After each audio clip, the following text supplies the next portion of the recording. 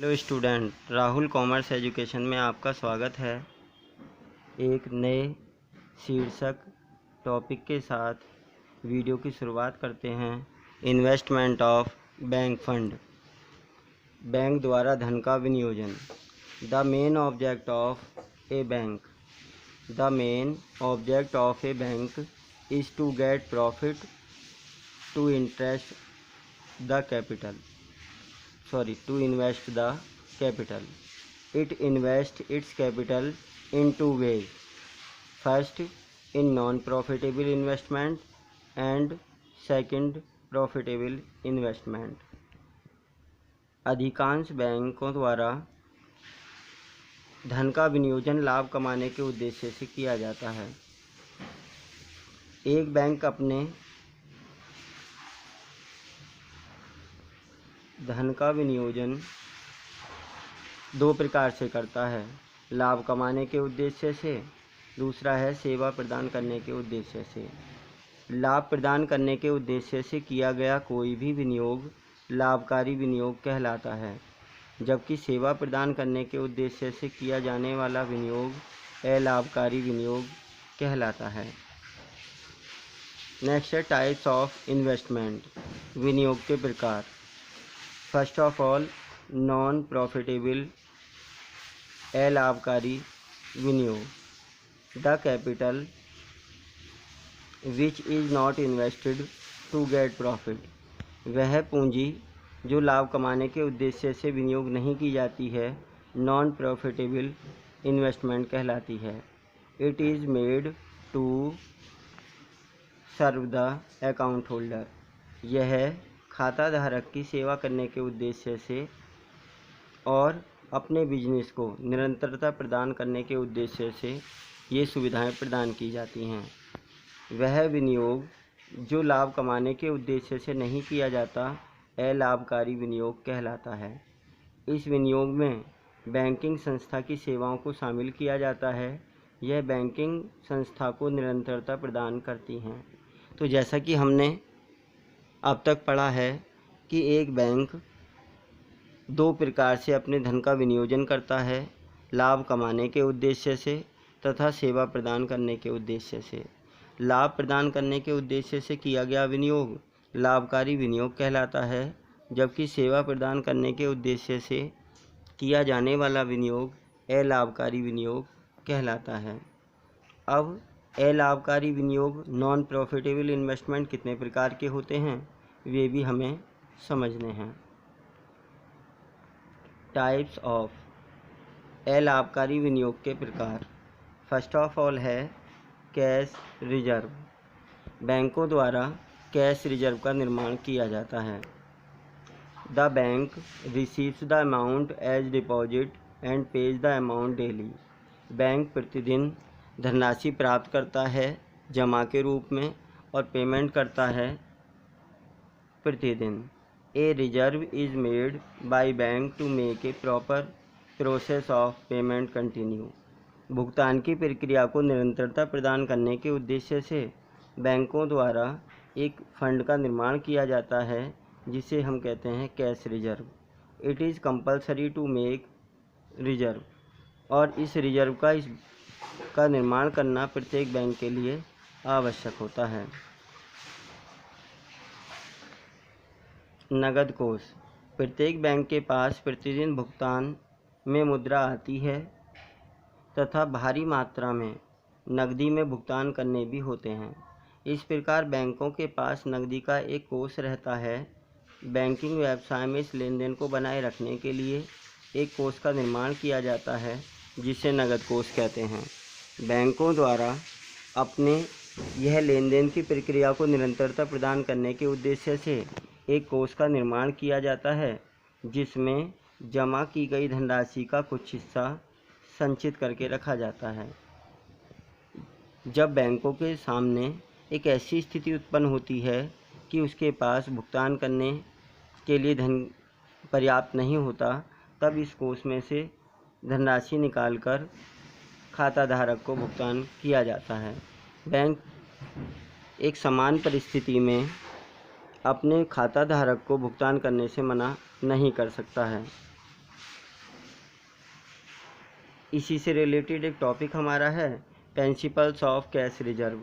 नगद कोष का निर्माण करते समय कौन कौन से प्रिंसिपल्स, कौन कौन से सिद्धांतों का हमें ध्यान रखना होता है कि कैश रिजर्व का जब हम निर्माण करते हैं तो उसे प्रभावित करने वाले कौन कौन से तत्व होते हैं। फर्स्ट ऑफ ऑल है लोकल बिजनेस कंडीशन, किसी स्थान की व्यापारिक दशाएं। यदि किसी व्यापार की किसी स्थान विशेष की व्यापारिक स्थिति अच्छी है तब ऐसी दशा में बैंकों को कम मात्रा में कोष की आवश्यकता होती है। इसके ठीक विपरीत वह स्थान जहां पर व्यापार की आर्थिक स्थिति सही नहीं है तब वहां पर व्यापारिक लेन देन, मुद्रा की निकासी अधिक मात्रा में की जाती है और वहां पर बैंकों को अधिक मात्रा में कोष रखने की आवश्यकता होती है।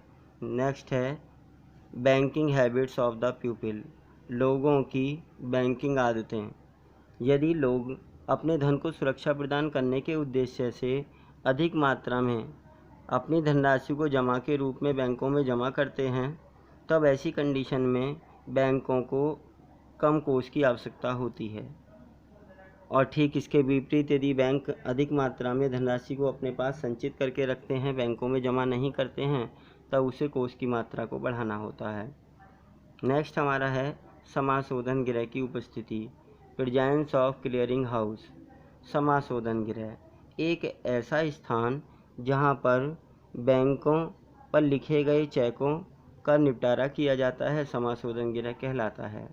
हमारे देश का केंद्रीय bank reserve bank of India समाशोधन गृह के रूप में कार्य करता है। इसके कार्यालय हमारे मुख्य नगरों में स्थापित होते हैं जैसे दिल्ली, मुंबई, चेन्नई, कोलकाता। इस तरीके के हमारे जो महानगर हैं इनमें इसे स्थापित किया जाता है और इसका कार्य होता है कि यह अपने बैंकों के चेकों का निपटारा करती है। तो यदि ऐसी स्थिति होती है कि हमारे यहाँ पर अधिकांश लेन देन चेकों के माध्यम से किए जाते हैं तब हम नगद कोष की मात्रा कम रखते हैं। ठीक इसके विपरीत यदि नगद में लेन देन अधिक मात्रा में किए जाते हैं तो बैंकों को कोष की मात्रा अधिक रखनी होती है। नेक्स्ट है हमारा नेचर ऑफ अकाउंट, खातों की प्रकृति। यदि बैंकों में स्थायी जमा खाता, दीर्घकालीन जमा खाता इसे हम कहते हैं, जो लंबे समय के लिए खोला जाता है, खाता धारक द्वारा अपनी धनराशि को लंबे समय के लिए विनियोग किया जाता है, एक लॉन्ग पीरियड उनका होता है, तो ऐसी कंडीशन में बैंकों को कोष की मात्रा कम रखनी होती है। पर यदि खाते बचत खाता या चालू खाता खोला गया है तो आप जानते हैं कि ये दो खाते ऐसे हैं जिनमें हम खाता धारक दिन में, सप्ताह में अनेकों बार धनराशि की निकासी कर सकता है। तो ऐसी कंडीशन में नगद कोष की मात्रा अधिक रखनी होती है। नेक्स्ट है हमारा अमाउंट ऑफ डिपॉजिट, जमा धनराशि। जमा धनराशि हमारी नगद कोष को प्रभावित करती है। यदि बैंकों में प्रतिदिन जमा धनराशि अधिक मात्रा में जमा की जाती है जबकि निकासी की दर कम होती है तब ऐसी दशा में बैंकों को कोष कम मात्रा में बनाना होता है। जबकि इसके ठीक विपरीत यदि जमा धनराशि कम होती है बैंकों में तब उसे बड़ी मात्रा में कोष का निर्माण करना होता है। नेक्स्ट है हमारा विनियोग की प्रकृति, nature of investment. Nature of investment, यदि विनियोग लॉन्ग पीरियड के लिए किया जाता है तब ऐसी कंडीशन में बैंकों द्वारा छोटे कोष का निर्माण किया जाता है, कम मात्रा में कोष की आवश्यकता पड़ती है। यदि इसके विपरीत शॉर्ट टाइम के लिए हम इन्वेस्टमेंट करते हैं तो ऐसी कंडीशन में बड़े कोष की आवश्यकता होती है, अधिक मात्रा में बैंकों को कोष का निर्माण करना होता है। नेक्स्ट है हमारा loan from the central bank, केंद्रीय बैंक से ऋण। अधिकांश बैंक अपनी विषम परिस्थितियों में, संकटकालीन स्थितियों में रिजर्व बैंक से ऋण के रूप में धनराशि प्राप्त करते हैं और उसके माध्यम से खाता धारक को भुगतान किया जाता है और अपने लेन देन की प्रक्रिया को निरंतरता प्रदान की जाती है। परंतु यदि बैंक केंद्रीय बैंक अधिक दर से ऋण प्रदान करता है, तब ऐसी दशा में बैंकों को अधिक मात्रा में कोष की आवश्यकता होती है।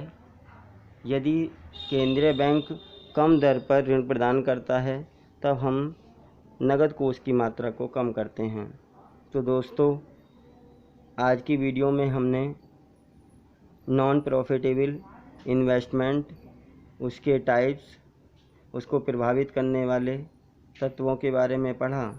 यदि आपको वीडियो अच्छी लगी हो तो ऐसी वीडियो आगे पाने के लिए चैनल को सब्सक्राइब करें, वीडियो को लाइक करें तथा अपने दोस्तों में ज़्यादा से ज़्यादा शेयर करें। धन्यवाद।